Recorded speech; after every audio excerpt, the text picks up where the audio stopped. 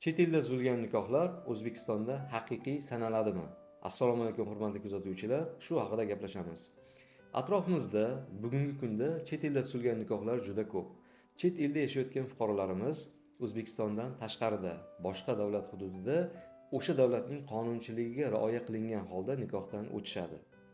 Endi shu nikoh O'zbekistonda haqiqiy sanaladimi degan masala ko'pchilikni qiynaydi. Xuddi shunday masalalarning javobini bilish uchun siz bizga obuna bo'ling. Hurmatli fuqarolarimiz, bunday nikohlar O'zbekiston Respublikasida haqiqiy deb e'tirof etiladi.